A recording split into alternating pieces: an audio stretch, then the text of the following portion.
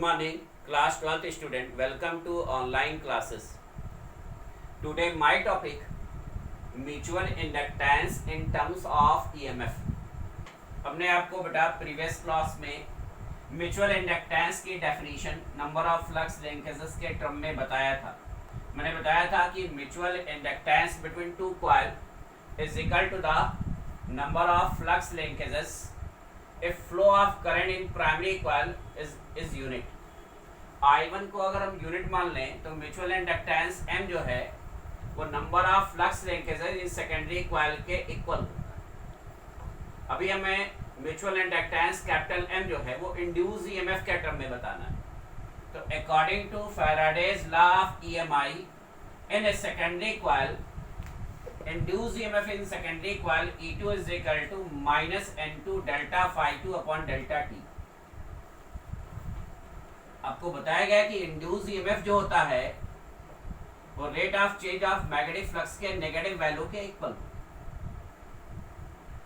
तो E2 is equal to minus N2 delta phi2 upon delta T. Equation number 1. Induced EMF in secondary coil. Mutual inductance between two coil capital M is equal to N2 phi2 upon I1. Then हमारा N2 phi2 is equal to M I1 हो जाएगा.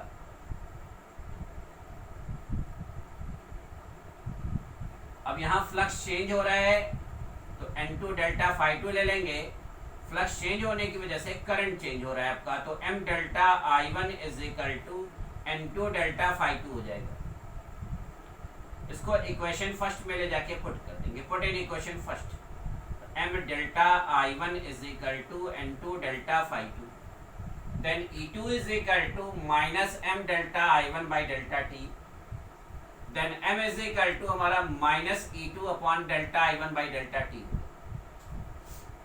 अब delta I1 upon delta T को 1 ampere per second ले लेंगे तो mutual inductance जो है हमारा capital M is equal to minus E2.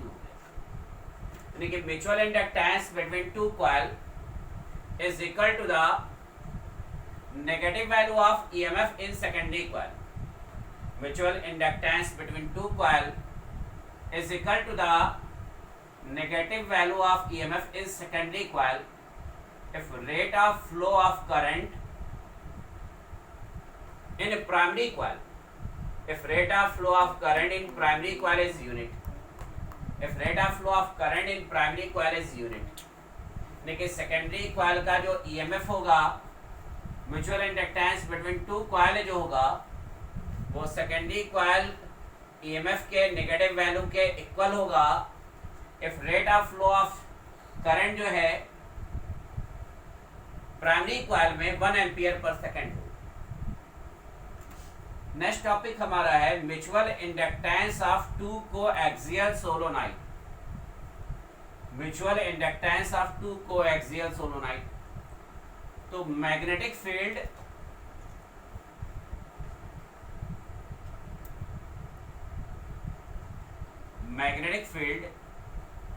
Due to long solenoid.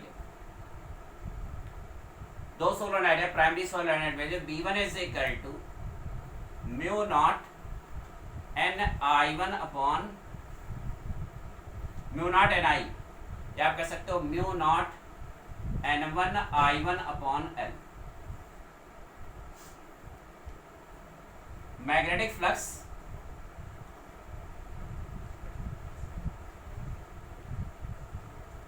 linked with the solenoid,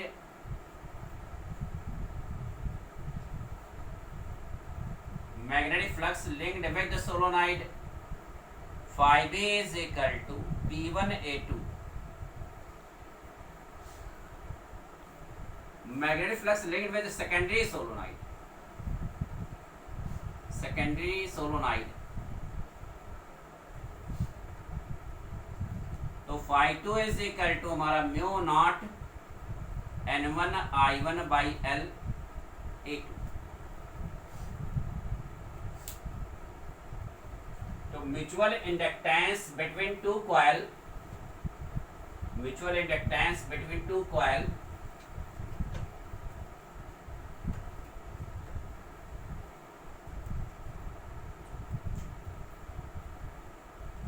mutual inductance between two coil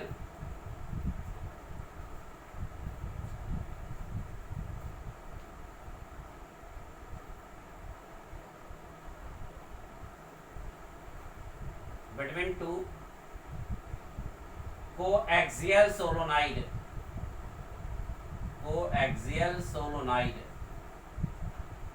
तो M इज इक्वल टू हमारा Na2phi2/I1 हो जाएगा और phi2 की वैल्यू यहां पुट कर देंगे तो M इज इक्वल टू हमारा हो जाएगा Na2/I1 phi2 हो जाएगा हमारा μ0 N1I1 A2/L I1 कैंसिल हो जाएगा then M is equal to हमारा हो जाएगा μ0 N1N2 A2/L यानी कि mutual inductance between two coil जो है बेटा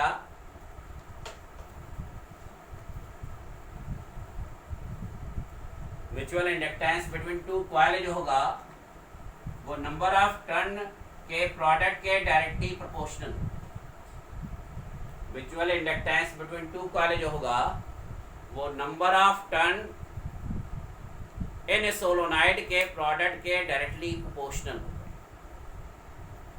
तो बेटा हमने आपको इस चैप्टर में सेल्फ इंडक्टेंस इंड्यूस ईएमएफ के टर्म में self inductance of solenoid mutual inductance between two coil mutual inductance induce EMF के टर्म में और mutual inductance between to long coaxial solenoid ये टॉपिक आपको रिवाइज करा दिया है। एक टॉपिक आपको हमने एक्सप्लेन किया तो इसको क्लास वर्क कॉपी पे राइट करके एक बार रिवाइज कर लेंगे और इस पर न्यूमेरिकल क्वेश्चन सॉल्व करेंगे। Thank you.